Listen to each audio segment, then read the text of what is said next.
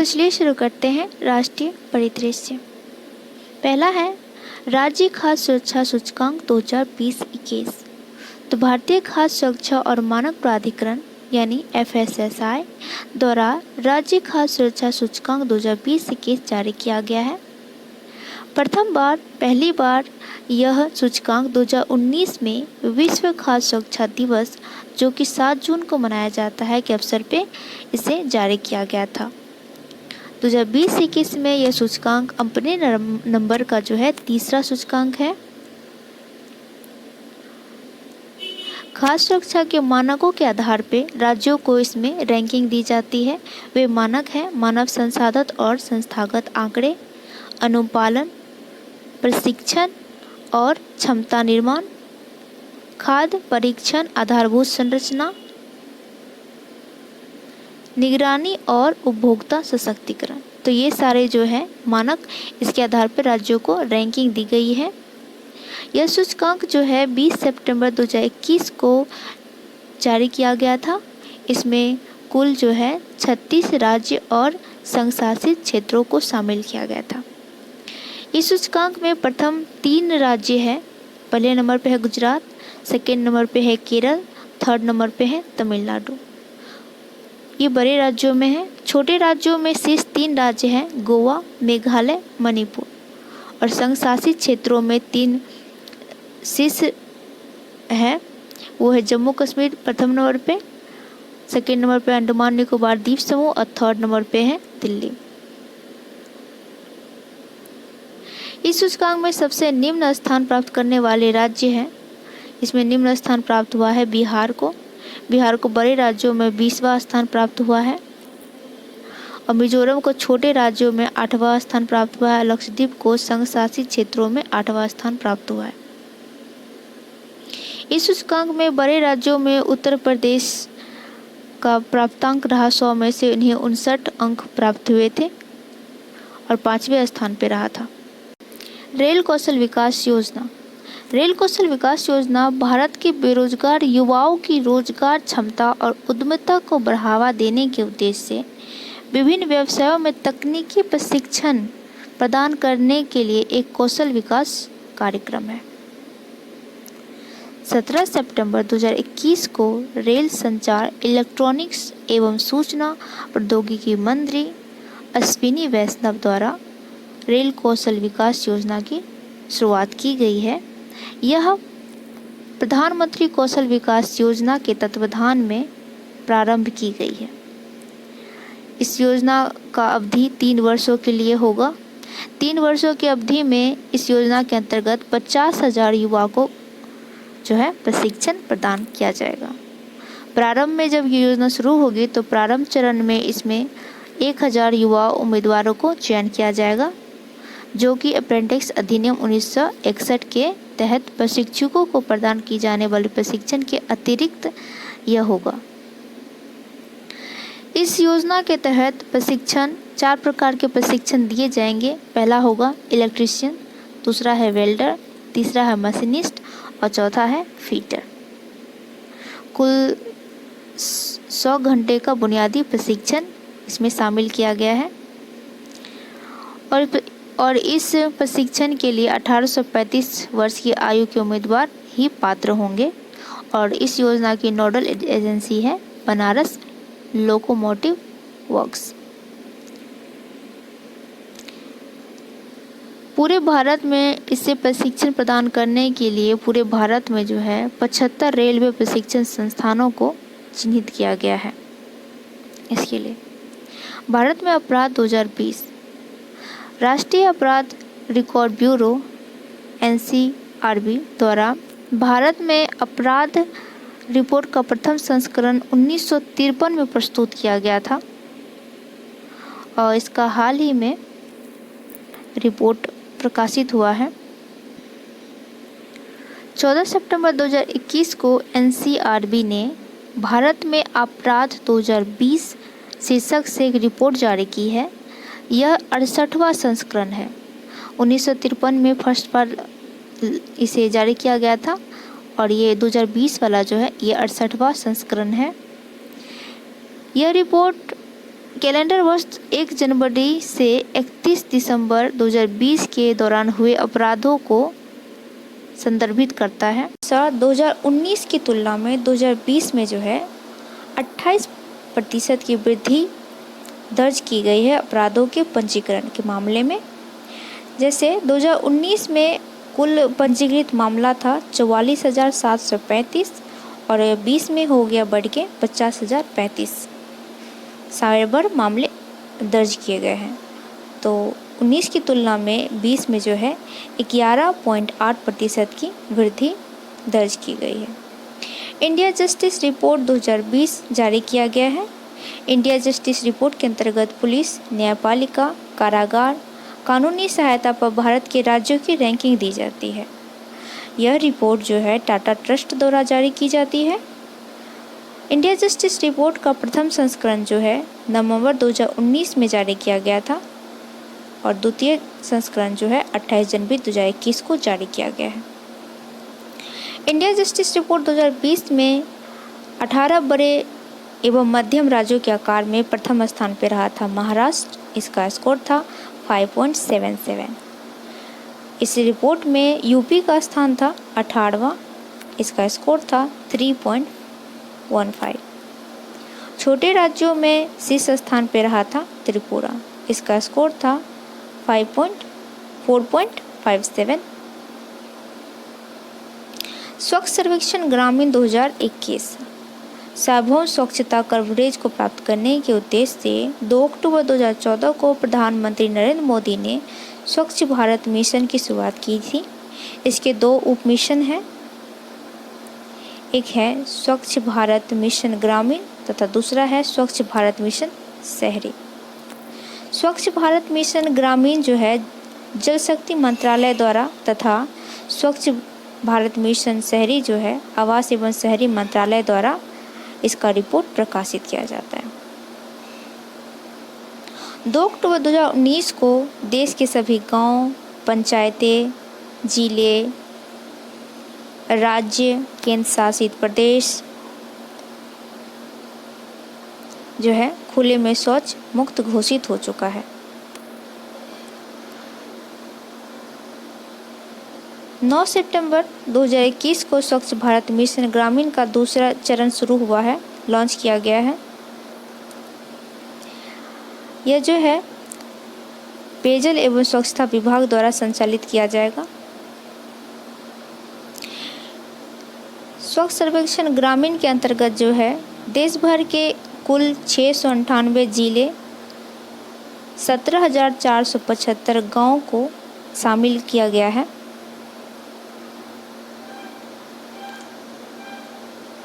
इसके अंतर्गत जो है कुछ नए तत्व जोड़े गए हैं, जैसे कि ठोस तरल प्लास्टिक अपशिष्ट का आकलन, मल अपशिष्ट प्रबंधन व्यवस्थाएं, मासिक धर्म संबंधी स्वच्छताएं, मासिक धर्म संबंधी स्वच्छता पर जागरूकता एवं मासिक धर्म संबंधित अपशिष्ट के प्रबंधन और निपटान व्यवस्था। स्वच्छ आइकॉनिक स्थल 25 फरवरी 2021 को जल शक्ति मंत्रालय द्वारा स्वच्छ भारत मिशन ग्रामीण की स्वच्छ आइकॉनिक स्थल पहल के चरण 4 के अंतर्गत जो है 12 आइकॉनिक स्थलों का चयन की घोषणा की गई है। ये 12 स्थल है अजंता की गुफाएं, सांची स्तूप, कुंभलगढ़, जैसलमेर, रामदेवरा, गोलकुंडा, सूर्य मंदिर, रॉक गार्डन, डल झील, बांके बिहारी मंदिर, आगरा का किला, कालीकट मंदिर, पश्चिम बंगाल। स्वच्छ आइकॉनिक स्थल का पहला उद्देश्य देश की प्रतिष्ठित धरोहर, आध्यात्मिक, सांस्कृतिक स्थलों को स्वच्छ पर्यटक गंतव्य के रूप में विकसित करना है। सुजलाम अभियान 25 अगस्त 2021 को आज़ादी का अमृत महोत्सव के अंग के रूप में जल शक्ति मंत्रालय द्वारा जो है सुजलाम अभियान की शुरुआत की गई है। ओडीएफ स्थायित्व एवं गंदला जल प्रबंधन के लिए यह 100 दिवसीय अभियान है। सुजलाम अभियान जो है 100 दिवसीय अभियान है। इसी अभियान के तहत प्रमुख क्षेत्रों पर ध्यान दिया जाएगा।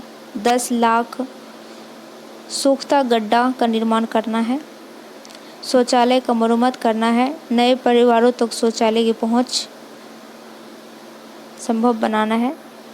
यह अभियान देश के गांवों के अल्प समय में त्वरित गति से ODP प्लस के दर्जे को प्राप्त करने में। इंदौर भारत का पहला जल आधारित शहर है, यानी वाटर प्लस सिटी। 11 अगस्त 2021 को केंद्रीय आवास एवं शहरी कार्य मंत्रालय ने इंदौर को भारत का पहला राज्य जल आधारित यानी वाटर प्लस शहर घोषित किया है। इंदौर ने स्वच्छ सर्वेक्षण 2021 के तहत देश के पहले वाटर प्लस सिटी होने का प्रमाण पत्र प्राप्त किया है। इंदौर भारत के सबसे स्वच्छ शहर होने का दर्जा है लगातार 4वीं बार हासिल किया है।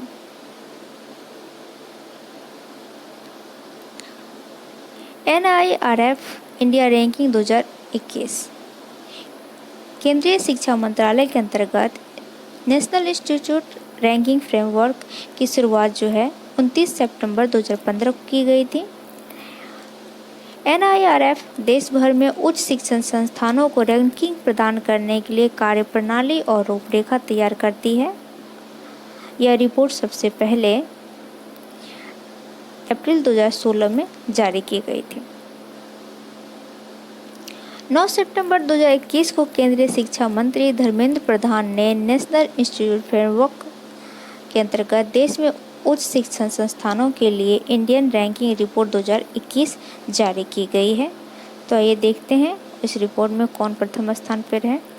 तो इस रिपोर्ट में जो है IIT मद्रास जो है प्रथम स्थान पर है 86.76 अंक के साथ। दूसरे स्थान पर रहा था भारतीय विज्ञान संस्थान बेंगलुरु, इसको अंक मिला है 82.67। और थर्ड स्थान पर रहा है IIT बॉम्बे, इसे मिला है 82.52। और आप आगे देख सकते हैं और भी है।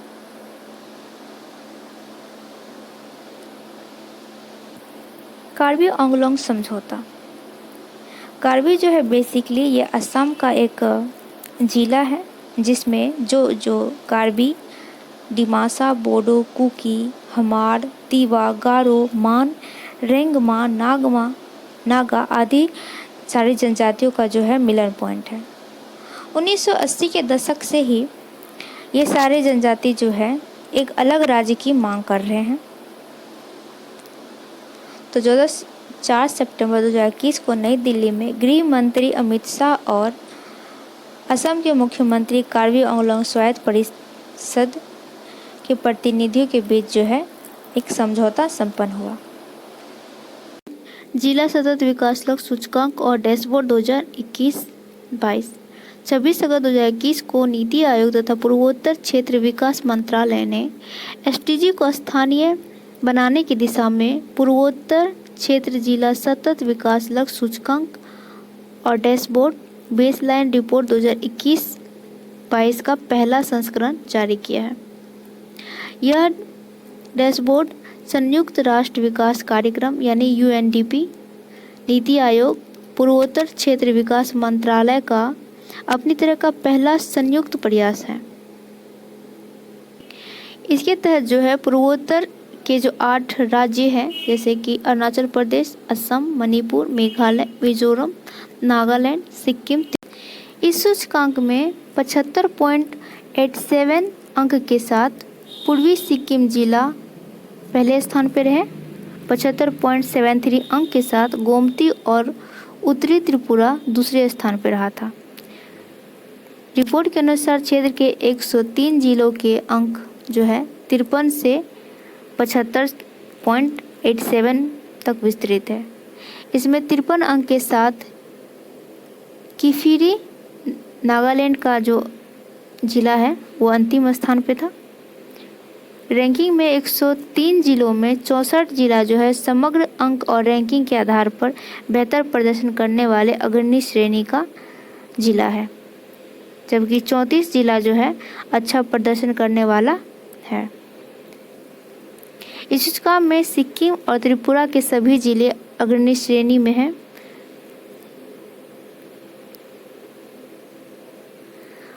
18 सितंबर 2021 को सिक्किम सरकार ने कॉपर महासीर को, जिसे स्थानीय भाषा में कैटली कहा जाता है, उसे राज्य मछली घोषित किया है। इसका वैज्ञानिक नाम है न्यूलुसोचिलस हेक्सागोनोलेपिस। एक बार इसका प्रोनाउंसिएशन देख लीजिएगा। यह मछली केवल तीस्ता नदी और रंगीत नदी तथा उनकी सहायक नदियों में पाया जाता है। 1992 में राष्ट्रीय कृषि अनुसंधान परिषद के राष्ट्रीय मत्स्य अनुवांशिक संशोधन ब्यूरो लखनऊ ने कैटली मछली को लुप्तप्राय प्रजाति के रूप में वर्गीकृत किया था। वर्ष 2014 में IUCN ने इसे लुप्तप्राय श्रेणी में वर्गीकृत किया था। 18 अगस्त 2021 को प्रधानमंत्री की अध्यक्षता वाली केंद्रीय मंत्रिमंडल ने राष्ट्रीय खाद्य तेल ऑयल पाम मिशन की शुरुआत की है।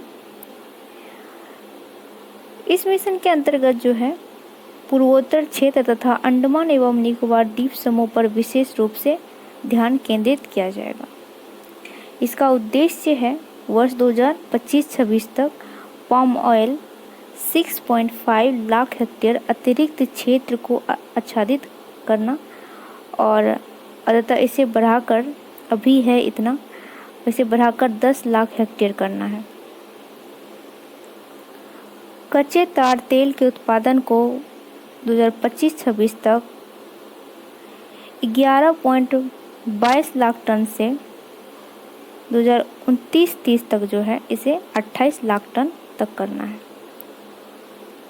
तेलहन उत्पादन वर्ष 2015-16 में 275 लाख टन से बढ़कर 2021 में यह तेलहन उत्पादन 365.65 लाख टन पहुंच गया।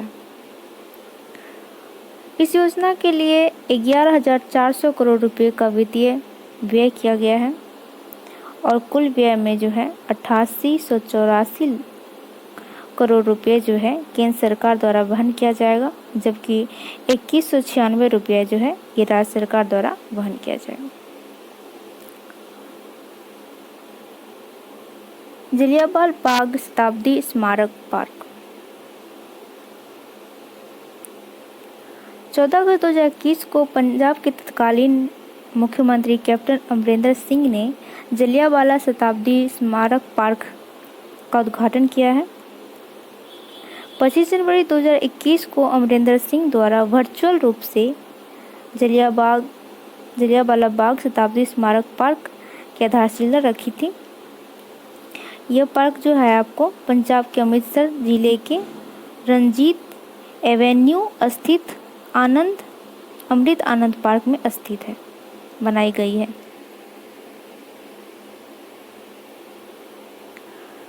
मुख्यमंत्री ने गुरु नानक देव विश्वविद्यालय में जलियांवाला बाग पीठ की स्थापना की घोषणा की थी। यह पार्क 4,490 वर्ग किलोमीटर के अधिक क्षेत्रों में निर्मित किया जाएगा। इसके तहत सफ़ेद स्मारक में सफ़ेद प्रधानमंत्री उज्ज्वला योजना 2.0। प्रधानमंत्री उज्ज्वला योजना प्रथम की शुरुआत 1 मई 2016 को की गई थी। यह बलिया उत्तर प्रदेश से इसकी शुरुआत की गई थी। प्रधानमंत्री उज्ज्वला योजना के तहत 5 करोड़ महिला सदस्यों को मुफ्त में LPG कनेक्शन उपलब्ध कराए गए थे।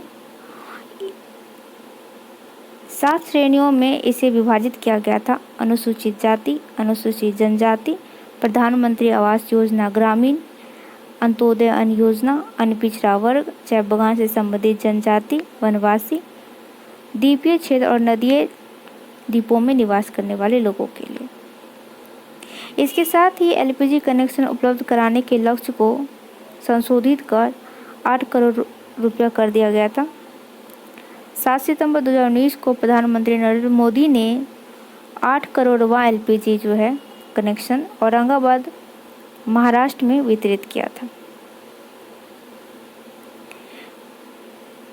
प्रधानमंत्री उज्ज्वला योजना 2.0 का शुभारंभ 10 अगस्त 2021 को प्रधानमंत्री नरेंद्र मोदी ने किया है।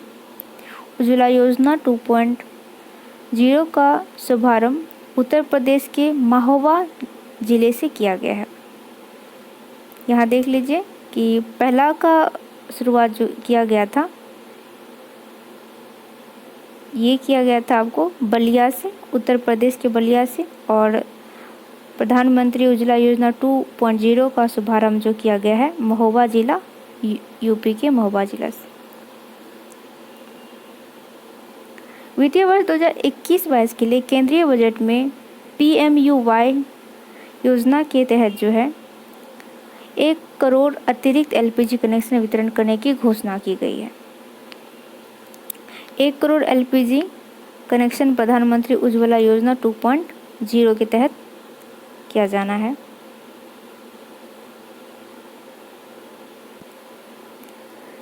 विश्व जैव ईंधन दिवस प्रतिवर्ष 10 अगस्त को जो है विश्व जैव ईंधन दिवस मनाया जाता है और इस दिवस का उद्देश्य है पारंपरिक जैव ईंधन के विकल्प के रूप में गैर जीवाश्मी ईंधन के महत्व के प्रति लोगों को जागरूक करना, साथ ही जैव ईंधन के क्षेत्र में सरकार द्वारा किए गए विभिन्न प्रयासों पे प्रकाश डालना भी है।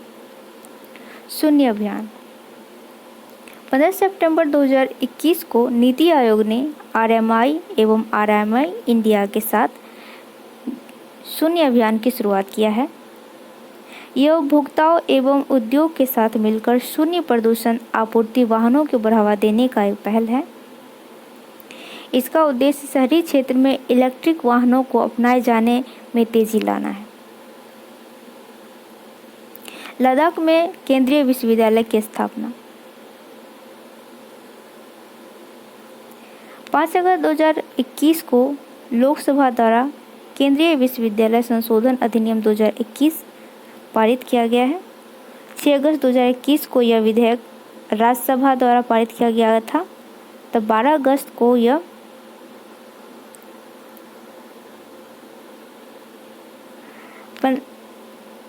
पाँच अगस्त को ये लोकसभा द्वारा पारित हो गया था और 6 अगस्त को ये राज्यसभा द्वारा पारित हो गया और 12 अगस्त 2021 को जो है राष्ट्रपति से मंजूरी के पश्चात यह एक अधिनियम के रूप में लिया गया है।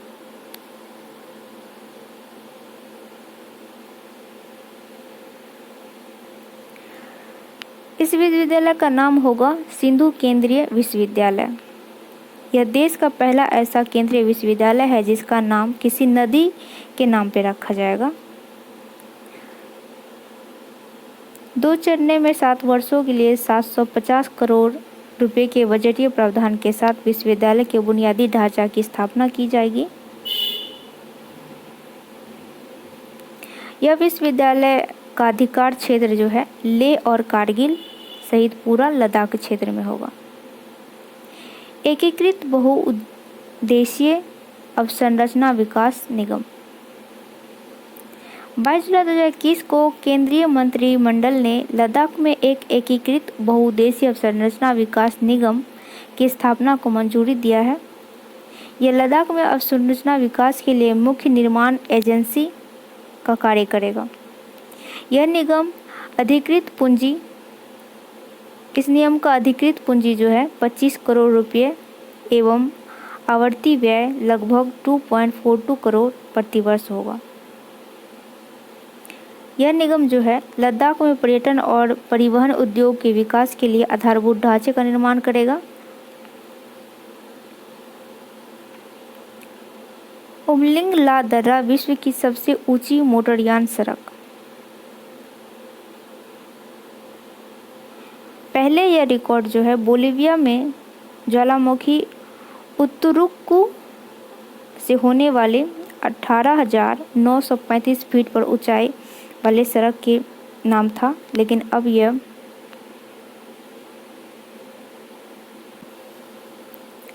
4 अगस्त 2021 को जारी एक प्रेस विज्ञप्ति के अनुसार सीमा सड़क संगठन BRO ने पूर्वी लद्दाख में उमलिंग ला दर्रा पर मोटर वाहन संचालन योग्य सड़क का निर्माण कर विश्व में एक नई कीर्तिमान स्थापित किया है। इसकी ऊंचाई है 19,300 फीट ऊंचाई पर यह अवस्थित है। इस प्रकार यह विश्व की सबसे ऊंची मोटर योग्य सड़क है। इस सड़क का निर्माण 2017 में प्रारंभ हुआ था।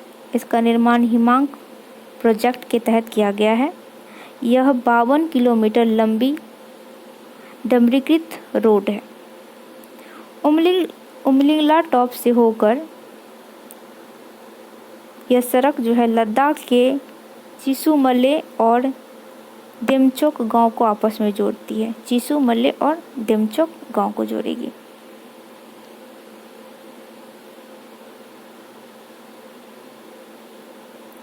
प्रोजेक्ट हिमांक लद्दाख में सड़क अवसंरचना के विकास के लिए अगस्त 1985 में प्रोजेक्ट हिमांक को सीमा सड़क संगठन द्वारा लॉन्च किया गया था।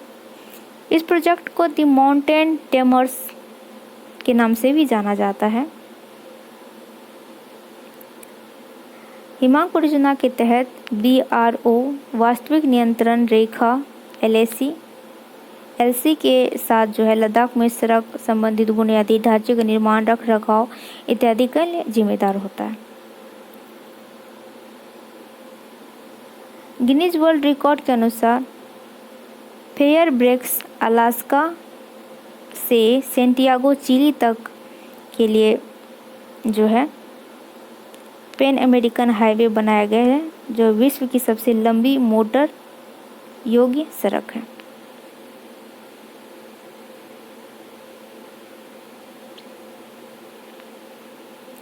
लद्दाख के राज्य के बारे में है।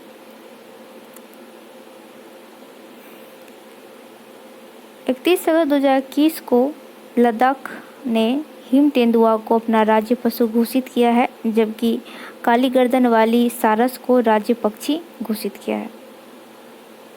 जम्मू कश्मीर राज्य पशु है कश्मीरी हिरण यानी हांगुल, और जबकि उसका राज्य ई-रूपी एक नया डिजिटल भुगतान साधन है। देश में नकद रहित लेन देन को बढ़ावा देने के उद्देश्य से ई-रूपी का विकास भारतीय राष्ट्रीय भुगतान निगम द्वारा किया गया है। ई-रूपी के विकास में वित्तीय सेवा विभाग, स्वास्थ्य एवं परिवार कल्याण मंत्रालय तथा राष्ट्रीय स्वास्थ्य प्राधिकरण की महत्वपूर्ण भूमिका है। ई-रूपी के लेन देन के लिए MPCL ने 14 बैंकों के साथ साझेदारी की है। ये 14 बैंक है आपको state bank of India, HDFC bank, axis bank, Punjab national bank, bank of Baroda, Canara bank, IndusInd bank, ICICI bank, Indian bank, Kotak Mahindra bank, union bank of India, UCO bank, Indian overseas bank और बैंक ऑफ महाराष्ट्र।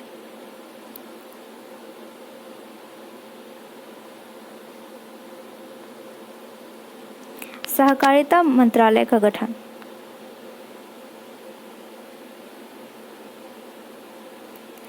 जुलाई 2021 को केंद्र सरकार ने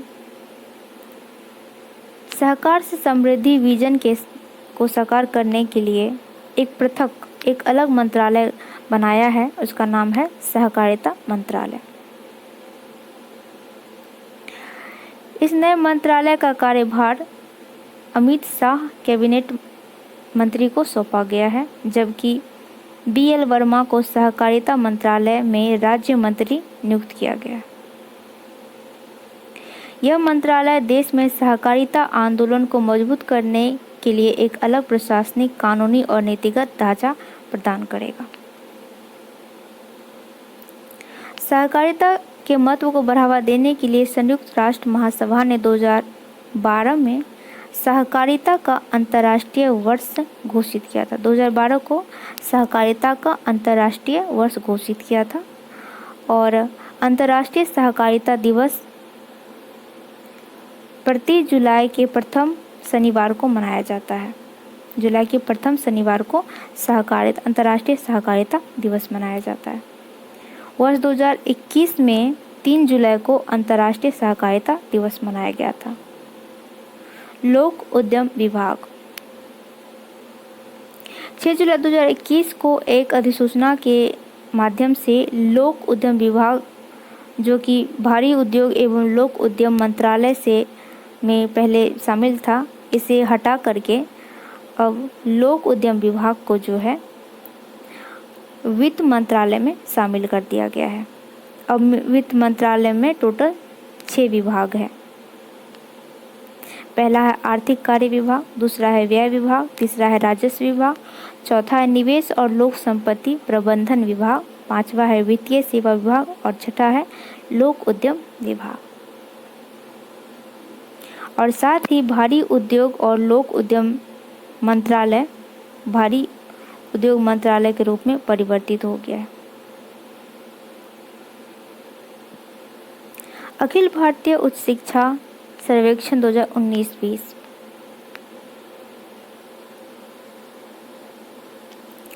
10 जून 2021 को केंद्रीय शिक्षा मंत्रालय ने अखिल भारतीय उच्च शिक्षा सर्वेक्षण 2019-20 जारी किया है। उच्च शिक्षा विभाग द्वारा वार्षिक रूप से AISHI श्रृंखला में यह 10वीं रिपोर्ट है। उच्च शिक्षण में कुल नामांकन वर्ष 2018-19 में 3.74 करोड़ की तुलना में 19-20 में बढ़ के हो गई है, कम हो गई है 3.0%।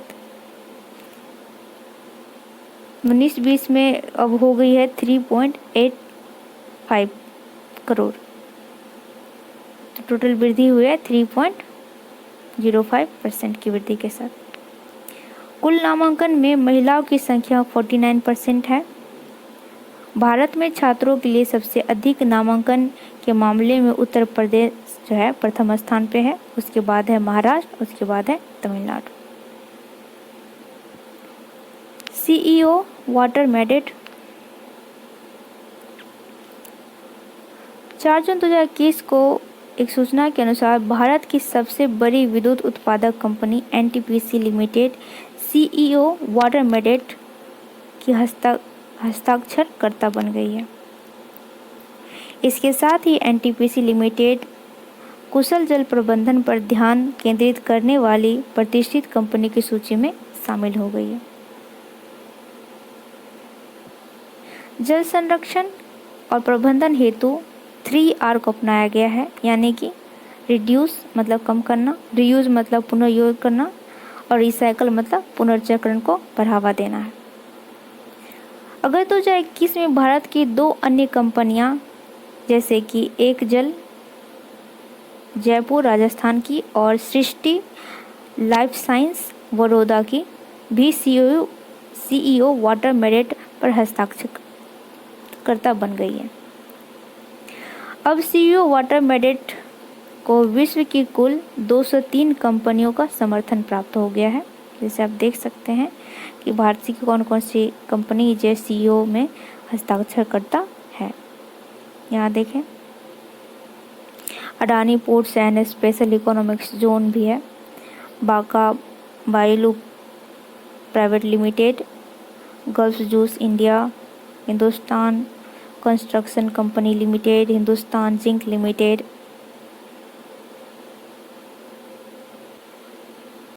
27 जून 2021 को जारी एक प्रेस विज्ञप्ति के अनुसार NTPC लिमिटेड भारत में ऊर्जा क्षेत्र के अंतर्गत ऐसी पहली ऊर्जा कंपनी बन गई है जिसने ऊर्जा पर संयुक्त राष्ट्र उच्च स्तरीय संवाद के अंग के रूप में ऊर्जा संघन लक्ष्यों को घोषित किया है।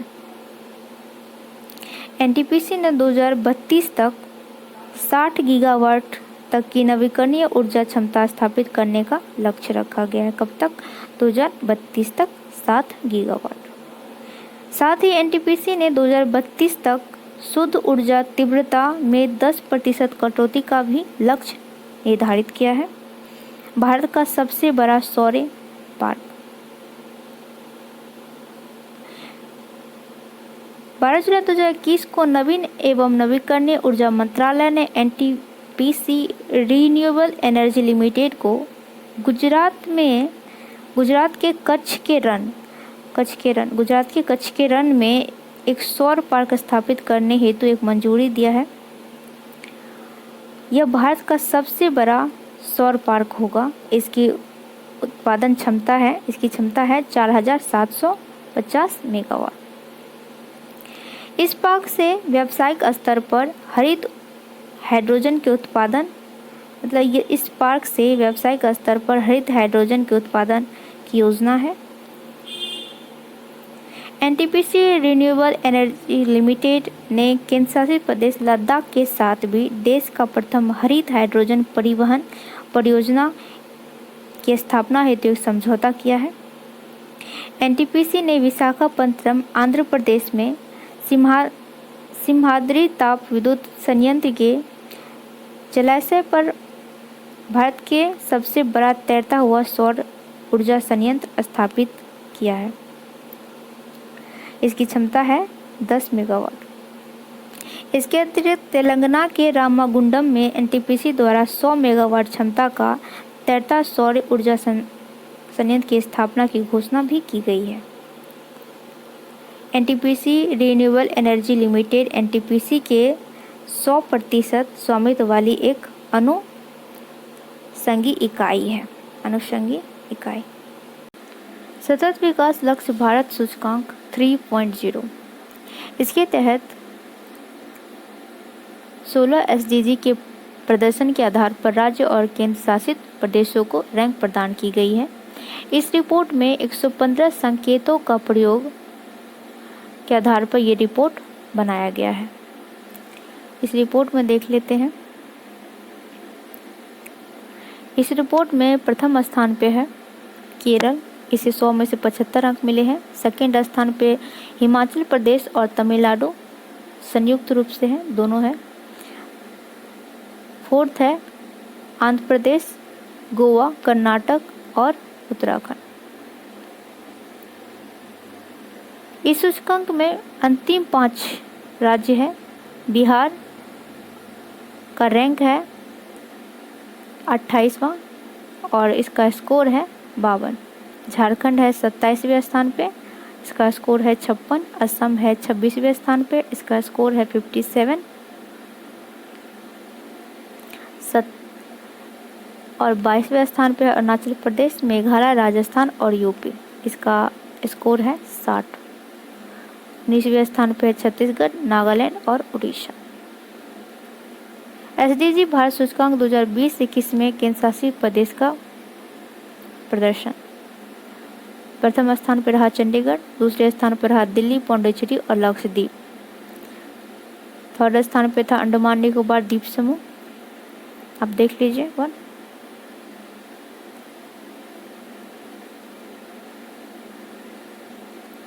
इस रिपोर्ट में कोई आकांक्षी नहीं है। अच्छा प्रदर्शन करने वाले में मणिपुर, एमपी, पश्चिम बंगाल, छत्तीसगढ़, नागालैंड, उड़ीसा, अरुणाचल प्रदेश, मेघालय, राजस्थान, यूपी, असम, झारखंड और बिहार भी शामिल है। अग्रणी राज्य में केरल, हिमाचल प्रदेश, तमिलनाडु, आंध्र प्रदेश, गोवा, कर्नाटक, उत्तराखंड, सिक्किम, महाराष्ट्र, गुजरात, तेलंगाना, मिजोरम, पंजाब, हरियाणा, त्रिपुरा शामिल है और लक्ष्य प्राप्तकर्ता में कोई नहीं।